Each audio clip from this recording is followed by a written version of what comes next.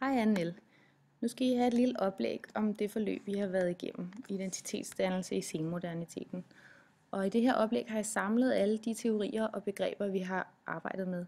Jeg forklarer dem ikke dybdegående, fordi vi har arbejdet med det, og I kan gå tilbage og kigge i teksterne, men jeg nævner dem alle sammen. Vi har jo talt om senmoderniteten, og hvad er senmoderniteten for noget? Der har vi brugt David Riesman, som taler om 3 samfundstyper. Det traditionelle samfund, det moderne samfund og det senmoderne samfund. Og de her 3 samfundstyper afløser hinanden hen over 200 år, ledende frem til nu. Og man kan sige overordnet, at det er en bevægelse fra traditionsbestemte samfund, hvor normer og traditioner er meget tydelige, og så en gradvis opløsning af de her meget faste rammer. I forlængelse af hans samfundstyper taler han også om socialkarakterer, 3 socialkarakterer. Den traditionsstyrede, og den indre styrede, og den gruppestyrede. Den traditionsstyrede socialkarakter ved, hvem hun er i forhold til slægt og stand og køn og sted.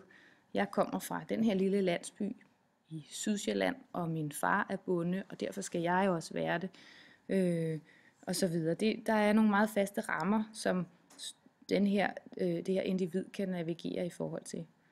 Det indre styrede social karakter har ikke lige så faste rammer, men navigerer ud fra, eller foretager valg ud fra sin samvittighed og sin opdragelse, altså de normer og værdier, som det her menneske er præget af gennem familien og opdragelsen.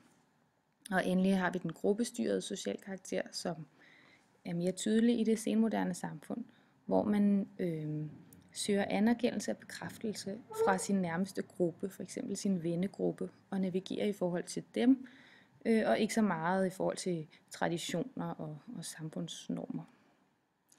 Giddens bruger også det her med, at vi har bevæget os fra det meget traditionsbestemte. Altså han siger, at vi har simpelthen frigjort os fra traditionens bånd, og derfor bliver identitetsarbejdet et refleksivt projekt, hvor individet må spørge sig selv, hvad skal jeg gøre med mit liv, hvordan vil jeg leve, hvad skal jeg blive til, og hvordan opfatter de andre mig. Og han taler om, at identitetsarbejdet, det er en bestræbelse på at samle alle vores forskellige celler i en sammenhængende fortælling. Så der er 2 slags refleksivitet på spil her ifølge Giddens. Der er individets refleksion, hvem er jeg, og hvordan opfatter de andre mig. Og så er der samfundets refleksion, når man hele tiden skaber ny viden. Man har en meget høj bevidsthed om alle de risici, vi har i vores samfund. Vi ved nu, at solstråler er kræftfremkaldende, og det gør, at vi ændrer vores sociale praksiser. I stedet for at ligge ude mellem 12 og 3, så går vi måske indenfor at tage solcreme på.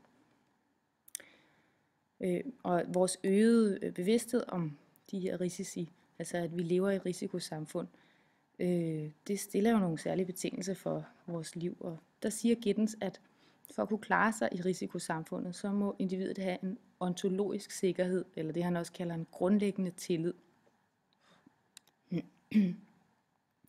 Så har vi talt om ungdom, og ungdom kan man definere ud fra biologisk alder, eller kulturel alder, eller subjektiv alder. Og Erikson peger på, at som i enhver fase, hvor man træder ind i en identitetskrise, så er der også en identitetskrise eller en særlig opgave her. Og her skal man jo lige huske med Erikson, at når han siger identitetskrise, så er det jo ikke en traumatisk begivenhed, men det er en overgang, hvor udvikling kan ske. Her taler han om, at man skal balancere forholdet mellem identitet og identitetsforvirring. Og hvad er identitet? Altså man kan sige, at identitet, det er noget med at føle sig i overensstemmelse med sig selv. Jeg er nogenlunde den samme over en længere tid. Og Erikson siger, at identitet er en proces. Vi skaber hele tiden vores identitet.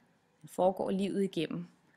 Og opgaven er blandt andet at forene jeg-identitet med social identitet. Altså hvordan opfatter jeg mig, og hvordan opfatter mine omgivelser mig. Så at balancere identitet med identitetsforvirring. Og identitetsforvirring, det er, siger Erikson, når den unge ikke formår at opretholde et stabilt selvbillede. Göken, som vi også har læst, som er den her postmoderne psykolog, han siger, Jamen, det er ikke et spørgsmål om at skabe en sammenhængende fortælling.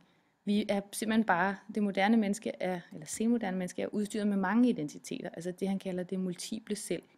Vi skifter bare, det er et udtryk for, at vi er meget fleksible.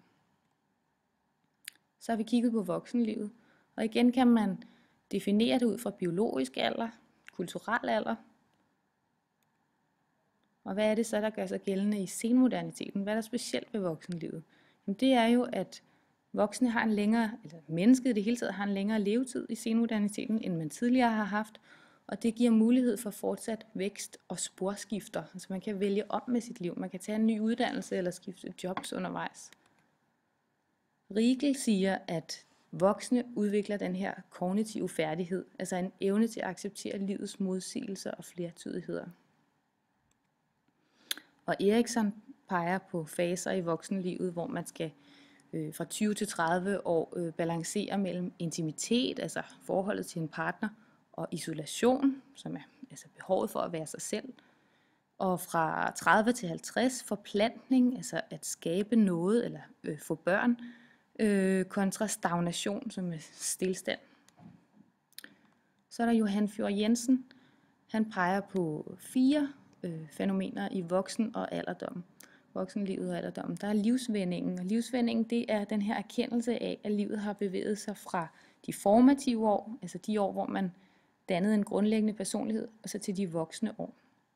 Så er der midtlivskrisen, som kan indtræffe omkring de 40 år, og det er der, hvor man begynder at stille spørgsmål ved, om det liv, man har fået, var det, man drømte om.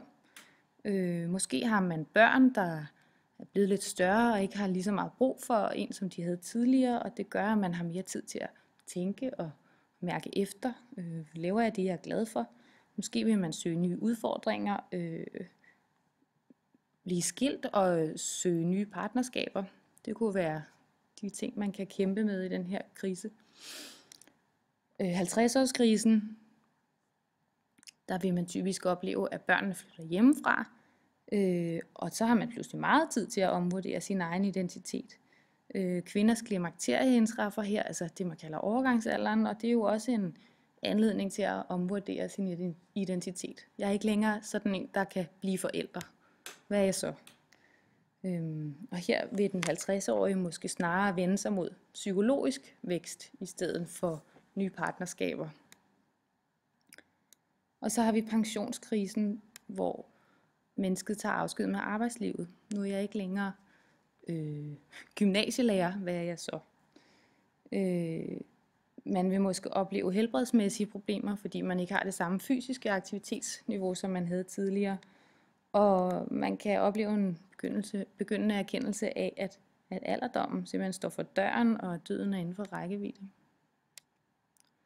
Og Erikson peger også på en fase her fra 50 år og frem, hvor udviklingskrisen handler om jeg-integritet kontra fortvivlelse. Altså jeg-integritet forstået som, jeg accepterer der, hvor jeg er, og de valg, jeg har foretaget, kontra fortvivlelse over, at jeg måske har valgt forkert, jeg skulle have gjort noget andet, jeg er ikke der, hvor jeg troede, jeg ville være i dag. Ja, tak skal I have.